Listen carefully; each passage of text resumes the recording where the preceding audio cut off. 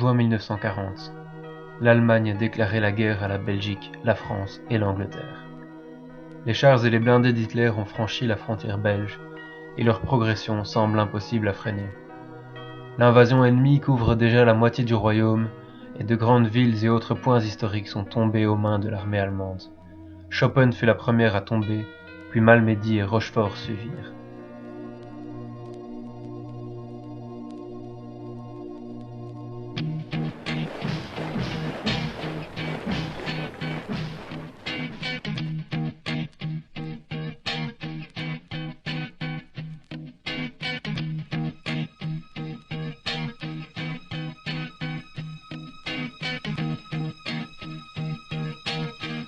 À l'heure où j'écris ces lignes, les Allemands se dirigent à grands pas vers la capitale du pays, alors qu'ils viennent tout juste de prendre la capitale de la Wallonie, Namur. Les généraux allemands s'y sont installés et ont implanté leur QG sur la citadelle, rendant la place forte totalement imprenable.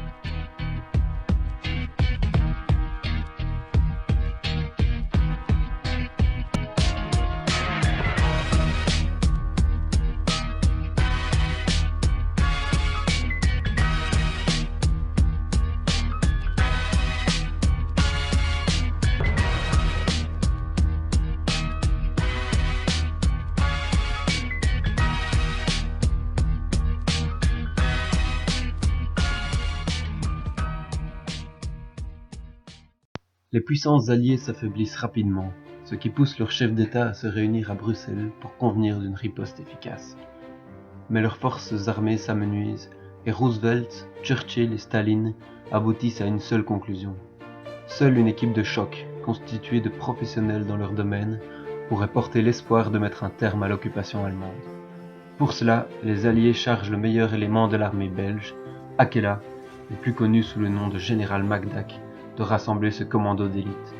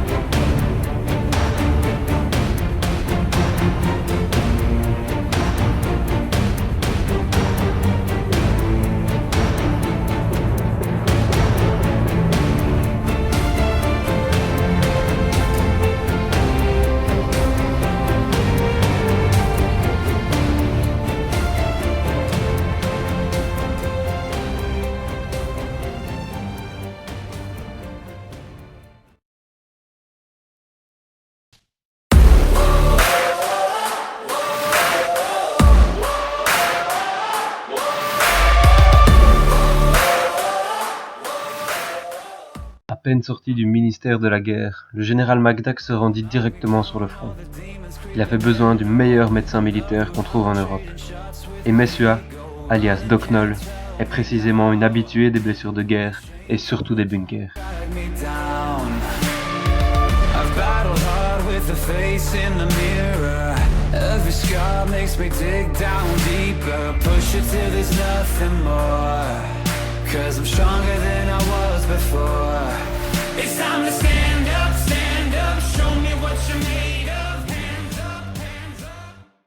En quelques mots, MacDac expliqua l'urgence de la situation à Doc Noll.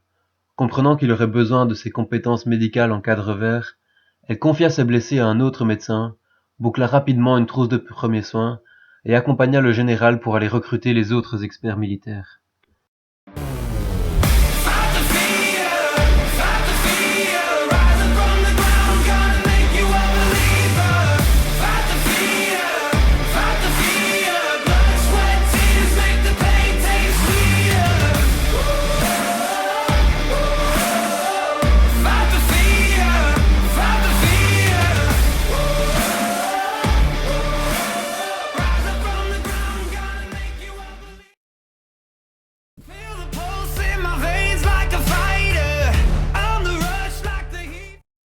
Ancien officier de la marine belge capturé par la Gestapo, Balou s'était fait connaître sous le nom de Captain Maddock par sa fuite mythique des geôles allemandes. Grâce à son inventivité à toute épreuve, il était parvenu à construire un radeau uniquement avec ses lacets, que les soldats du Reich avaient oublié de lui enlever en l'enfermant.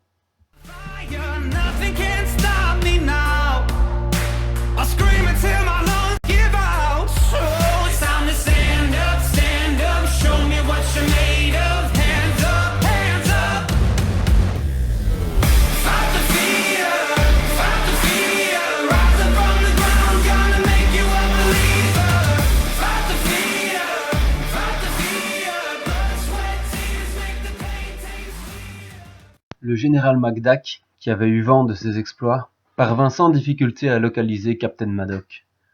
Le marin étant déjà bien habitué à la hiérarchie militaire, comprit bien vite le rôle important qu'il aurait à jouer à la tête de la flotte du commando d'élite en formation. C'est donc sans hésiter qu'il suivit McDack dans son périple.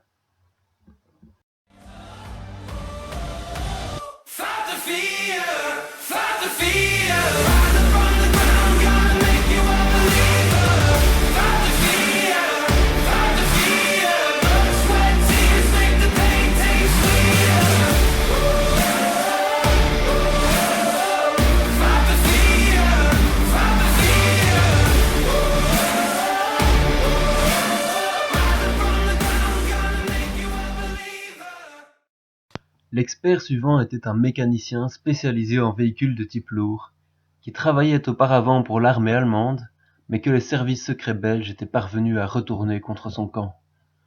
Bagheera servait maintenant pour le compte des Alliés, mais avait gardé son surnom de Der Panzeroffizier.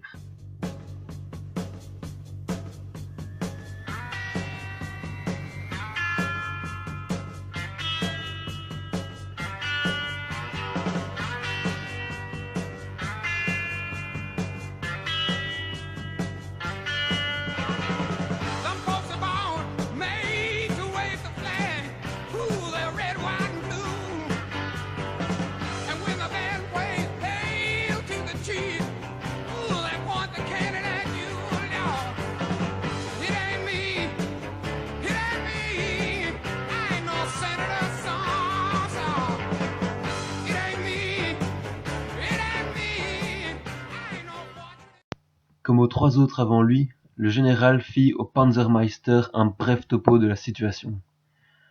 Sa loyauté pour le camp allié n'étant plus approuvée, il suivit le général sans poser de questions, avec son savoir, son courage et ses clés à molette.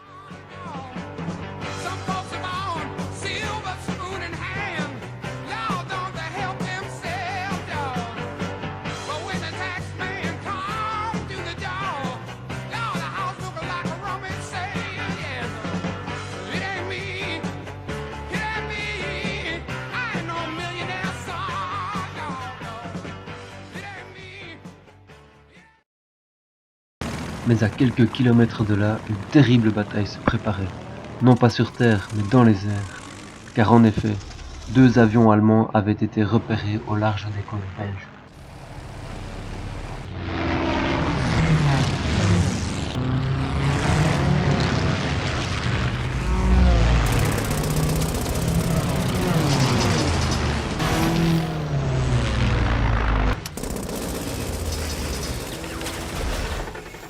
Le premier avion allemand avait été abattu.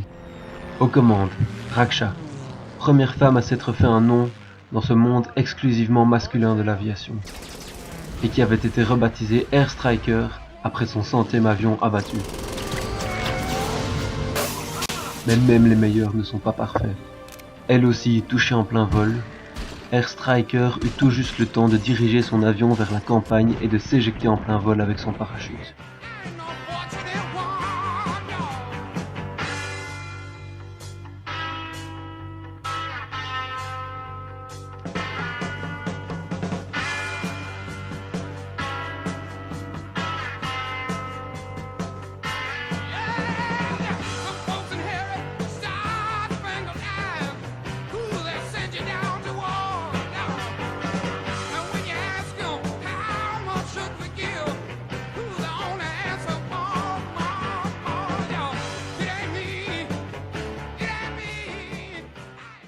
Le général McDack avait assisté à toute la scène depuis le sol. Après avoir retrouvé la planque d'Air Striker, il la persuada sans difficulté de rejoindre son régiment.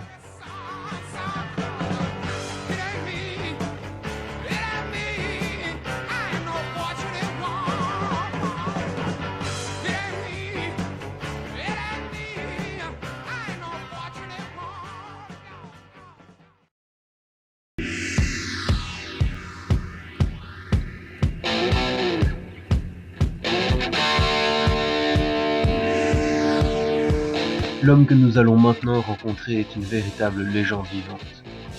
Lorsque Fao vise, son arme ne fait plus qu'un avec son corps, et lorsqu'il tire, c'est le corps de l'ennemi qui ne fait plus qu'un avec la terre.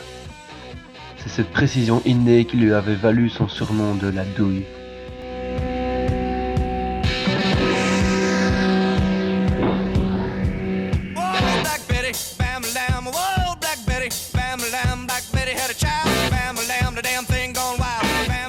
Guidé par les bruits des tirs, le général savait que la douille serait un élément incontournable de sa team.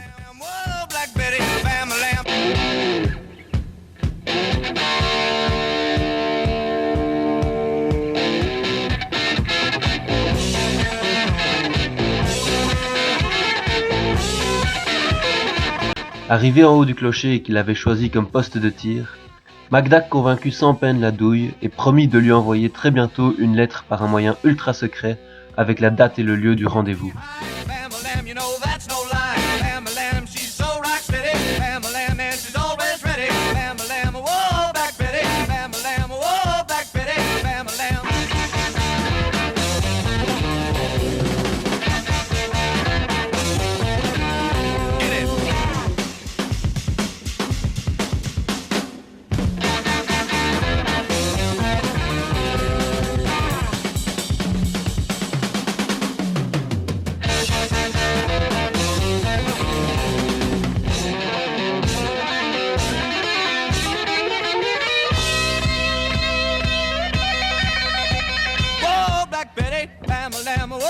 Le dernier élément qu'il manquait au général était un homme capable de lui fournir l'information la plus précise possible.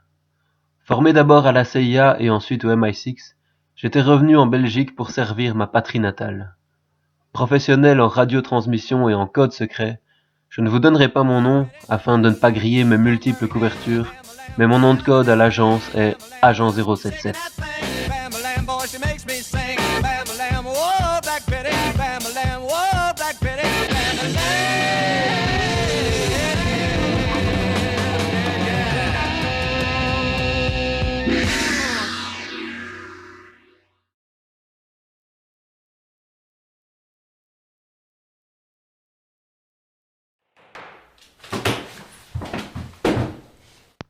Pour une fois, MacDac ne fit pas de topo de l'information à sa nouvelle recrue, car il savait très bien que j'étais au courant de la situation en temps réel. Après une brève explication de l'équipe qu'il avait réussi à composer jusque maintenant, je décidai sans hésiter de les rejoindre, emportant avec moi mes machines, prêt à suivre cette équipe jusqu'à la mort s'il le fallait.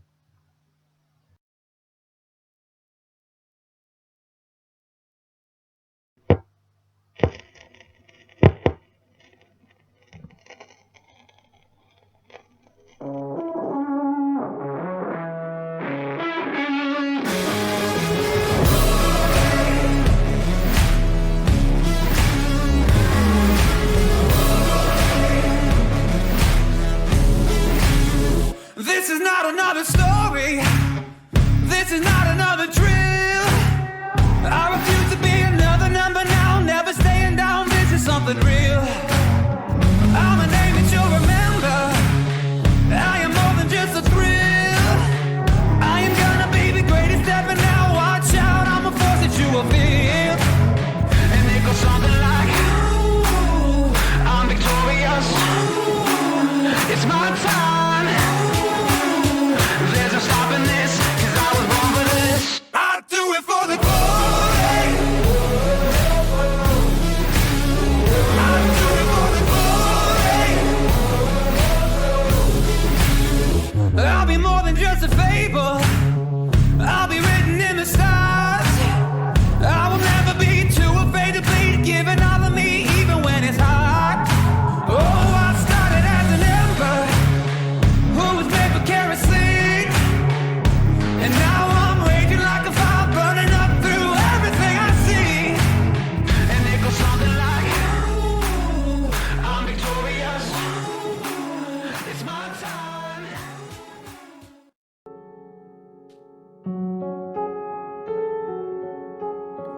Hello, darkness, my old friend.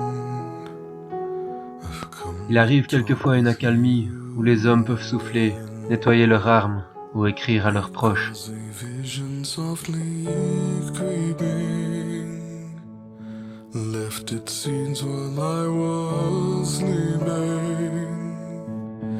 and the vision that was planted in my brain still remains within the sound of silence.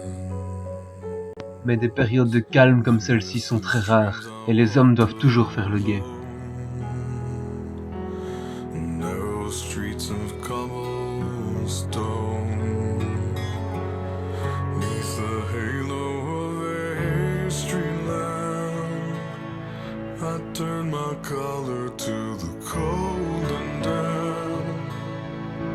When my eyes were stabbed by the flash of a neon light that split the night and touched the sound of silence. Malheureusement, ce commando d'élite n'est composé que de 7 experts. Or, 7 hommes ne peuvent sauver à eux seuls tout un continent. Les échecs se multiplient et la panique commence à gagner les soldats. People talking without speaking, people hearing without listening, people writing songs and voices never shared. Comprenant que la situation était en train de nous échapper, le général MacDac me chargea de recruter 34 hommes pour le combat. Nous avons besoin de vous, les loups. Sans vous, la situation est désespérée. Vous êtes notre dernier espoir.